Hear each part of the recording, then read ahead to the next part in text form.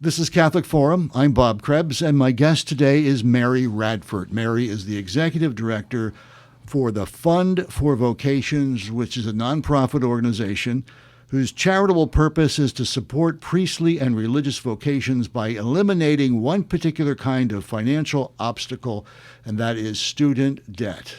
Mary, thanks for being with us today on Catholic Forum. It's a joy to be with you here today, Bob. Thank you. And it's a true honor to share a mission that has really captured my heart and the hearts of so many others who believe deeply in the future of the church. Great. There's so many obstacles these days for a young person to explore a vocation to the priesthood or the religious life, and student debt is one of them. So we're going to be talking about that today and how the Fund for Vocations helps people who are in that situation. Before we do, let's find out a little bit about you. Tell us about yourself, if you would, please. Sure. So I've been working in the Catholic nonprofit world for probably about 20 years. And in fact, you and I met many years ago when I worked with Relevant Radio, which was a really wonderful time. I am married with 5 children and 4 grandchildren, Wonderful. Which bring me a lot of joy. I've been the executive director of the Fund for Vocations for about 5 years now. So tell us about the Fund for Vocations. When did that get started and how did it come about? Right. So the Fund for Vocations was really started, the seed was planted back in 2003 when a young couple named Corey and Catherine Huber, living in McLean, Virginia, attending St. John the Beloved Church, were tapped on the shoulder after Mass one day by their pastor, who told them that there was a young man in the parish who felt called to the seminary, had been accepted into the seminary, but was prevented from entering because of his $40,000 student loan debt. And the pastor asked Corey and Catherine Huber if they would help him out. And they did. Well, they soon realized that student loan debt that this was not an isolated case, that student loans were preventing many, many young men and women from entering religious life because one has to be debt-free in order to enter religious life. And I like to say they're too poor to make the vow of poverty. So they can't make their final vows if they have any kind of debt. Why is that? Well, because if they have debt, they must have an income stream to pay their debt off. Right. And once they enter formation, they have no income stream. And so for that reason, they must be debt-free. Student debt is a problem for everyone these days, it seems like. And so I would imagine that this situation where folks can't go into formation for religious community or for the priesthood because of student debt is kind of a new phenomenon, wouldn't you think? Yes, it is a relatively new phenomenon, and it's only getting worse, as you can imagine. In fact, today, vocations directors routinely tell me that student loans are the number one obstacle to entry for candidates who have been accepted into religious life. That applies also to diocesan priesthood and that sort of thing as well? I guess it depends on the diocese, right? It can. It varies diocese to diocese. Every diocese has a different amount of debt that they will accept. We currently do not work with diocesan priests or seminarians. We only work with religious orders. Good. So a young man decides maybe after a few years of being in the working world, or maybe right out of college, decides, gee, I would like to be an oblate priest or a Franciscan or whatever. And then they say, oh my gosh, I have $200,000 in student debt. What does so that's where the Fund for Vocations comes in to help. So are the grants made to the individual or to the diocese or to the bishop or to the seminary or the house of formation? Who gets the the grant? That's a great question. So the way it works, Bob, is that if that candidate, that young man, feels called to religious life, and say he's been accepted into the Dominican order, and he realizes that he can't actually enter because he has $200,000 in student loan debt, what he would do is he would apply for a grant from the Fund for Vocations online. So the individual would apply. The individual would apply for a grant. And if we can accept him, then we create a contractual agreement between ourselves, the candidate, and the religious community that states that the Fund for Vocations is responsible for this man's student loan payments for as long as he's with that community. And so what we do is, beginning the month that the young man enters formation, we simply take over the payments of his student loans, and we pay the student loan payments directly to the student loan servicer. Gotcha. The loan remains in the young man's name. If he discerns that after a year or two he's in formation and discerns that God is actually calling him elsewhere and leaves formation, he doesn't owe us a penny. He simply picks up the loan that has remained in his name beginning the month that he discerns out. And we're grateful that he spent time in formation. Right.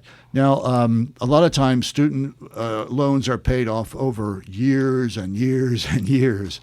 So if someone, let's take this example of a young Dominican becomes ordained and is in ministry, and the debt would still be ongoing, you would still pay for that, right? Well, yes. In fact, what we do is within 5 years of ordination, we pay the loan off. Okay. And so, yes. Yeah. Okay. So. Okay, that makes sense. So it doesn't go on until for the next 100 years. Oh no! But you bring up an important point too. Yeah. Some people kind of wonder, well, why do these young people have these student loans, and all of a sudden we need to pay them off, or why are we having to take them over? And the idea is that these young men and women take out loans for their education, often to really good Catholic universities, which can be expensive, but they feel committed to a Catholic education. And they make the proper assumption that they have 10 or 12 years to pay the loan off with that great job that they're going to get when they graduate. And so all of a sudden they feel called to religious life, and there's this push-pull, and then they decide, I'm going to do it. I'm going to jump in and discern religious life. But, wait, I've got 6 months to figure out what to do with this $60,000, $80,000, $100,000 in student loans that I took on. Oh my gosh, what am I going to do? And it's really, they feel sometimes like they're in crisis mode, and they're always so relieved to discover that the Fund for Vocations exists. And we do one thing. We only take over student loan debt for these young men and women so they can enter religious life. And how does the Fund for Religious get the money that it gives to as grants? So we rely on the Catholic lay faithful for funding, and we receive gifts from all over the country. We are a national organization, and we receive gifts from the Catholic lay faithful. We have a couple of foundations that support us, but mostly our funding comes from individuals all over the country. So let's talk about success stories. I'm sure you have some in mind of how the Fund for Vocations has helped individuals. Do you have any idea how many over the years? Yes, we have helped over 350 young men and women enter formation. Right. Almost 100 just in the past 4 years. Wow. In fact, we have tripled in size over the last 5 years. The need is that great. Right.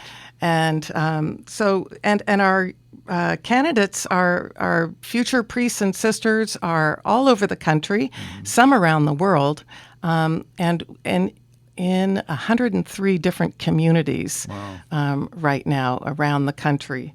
And in fact, I was speaking with one of our grant recipients just 2 days ago. He led a live Zoom rosary for me. We do a live Zoom rosary once a month on the first Tuesday of every month, and grant recipients, vocations directors, donors are all invited, and anyone who's interested is invited to join us.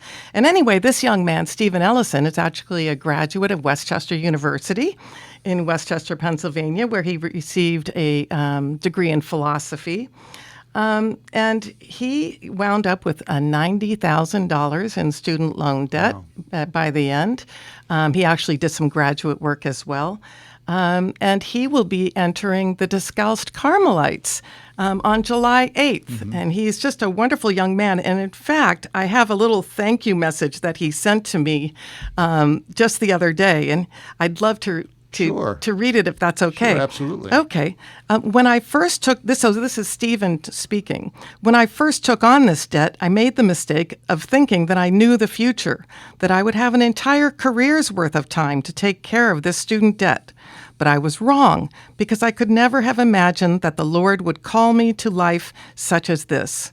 Now I only hope for the opportunity to be of service to the Lord, the church, and this world in the way that He calls me.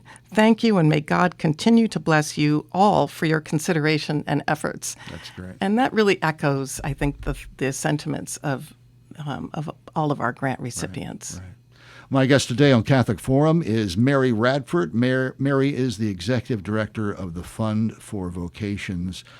Any other success stories that you can share? Well, we have so many, really, and each one is different and beautiful. One of our very first grant recipients was this wonderful young woman named Sister Ann Dominic, who had been accepted into the Nashville Dominicans, the teaching order. But she had $60,000 in student loan debt and didn't know how she was ever going to enter formation. And she came to the Fund for Vocations and received a grant. And she is now the vice principal of a Catholic high school just outside of Washington, D.C., Wow. doing beautiful work, St. John Paul the Great Catholic High School. And she has also joined our board, which is very, very special to have come full circle. Yeah. We also have a really wonderful young woman, Sister Mary Isabel, who was a grant recipient and is now the prioress of the Menlo Park Dominicans in Menlo Park, California, and they're famous for being prayer warriors. The Menlo Park business community regularly drops off prayer requests to the Menlo Park Dominicans, knowing that their prayers will be answered. Wow. And so we're very blessed that Sister Isabel is one of our grant recipients, too. That's terrific.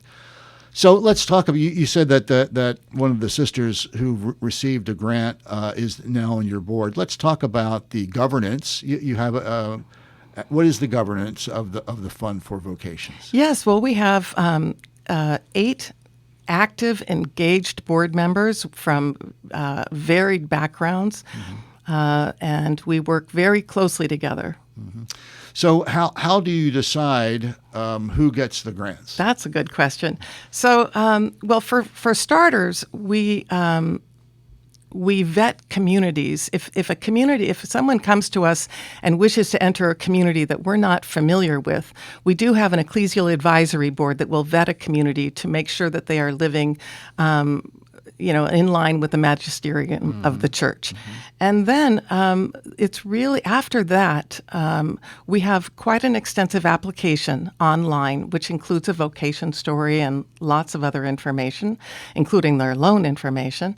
And then what happens is that 4 times a year, we make grants 4 times a year, our board gets together to review the applications that we've received.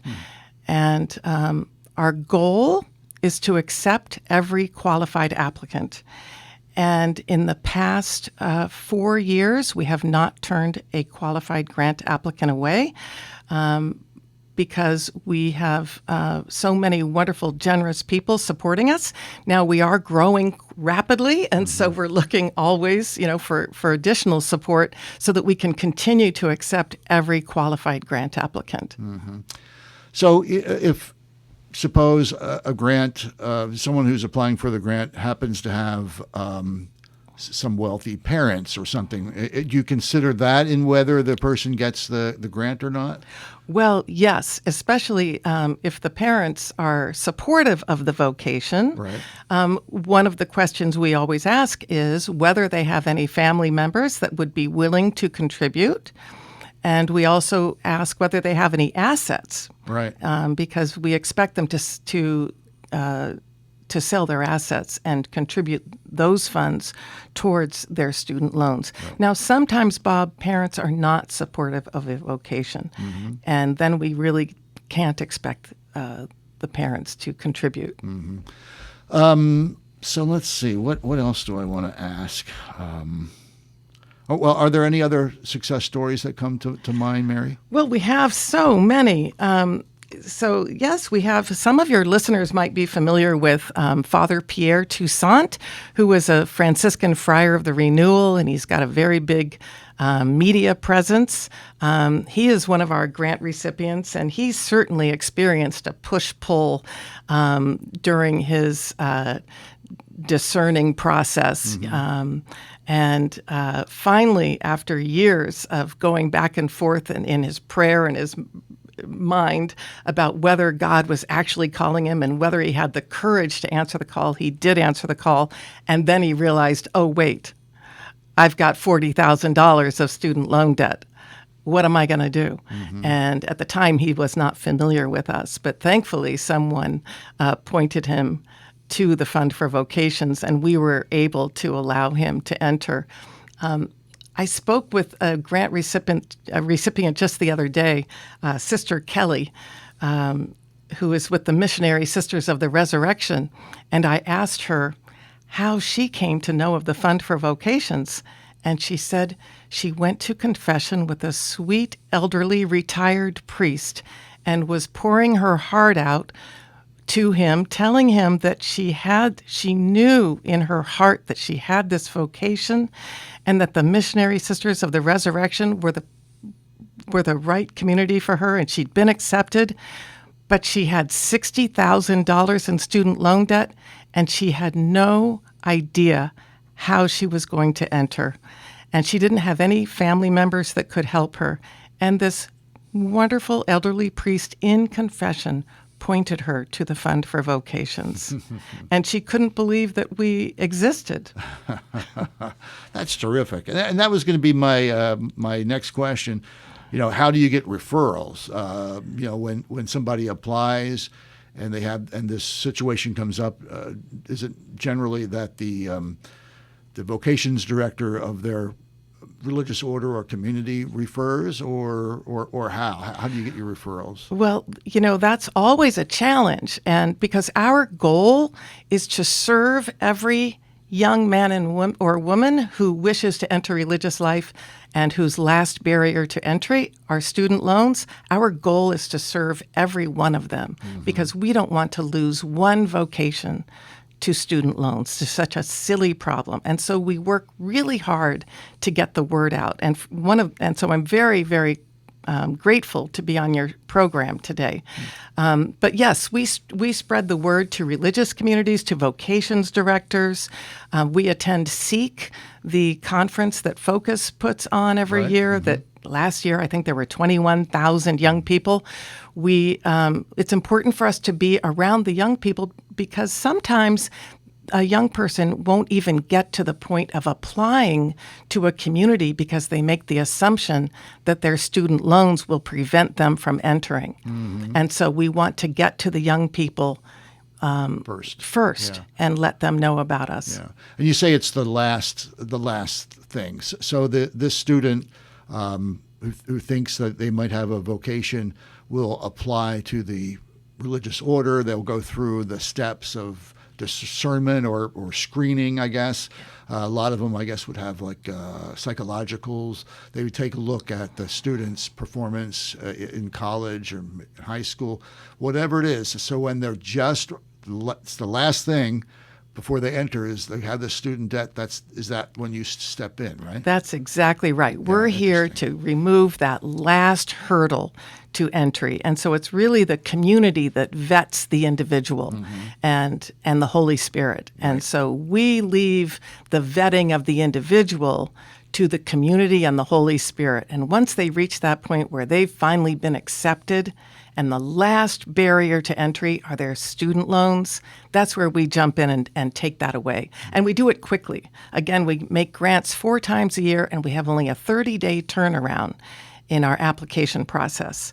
And so someone can apply for a grant, and 30 days after the deadline, they're free to enter a community. And they have actually 18 months to enter the community, but they can enter as quickly as 30 days later. Wow, that's amazing. You mentioned the rosary, the Zoom rosary that you do, which is really cool. Are there other events or things that your organization does? Well, we do. Yes, we do have the live Zoom rosary, which is a beautiful, beautiful, powerful time on the first Tuesday of every month. If anybody ever wants to join us, they can email me. Can I give my email address? Absolutely, yeah. It's mary@fundforvocations.org. So feel free to email me. We also do Zoom interviews of grant recipients because vocation stories are all unique.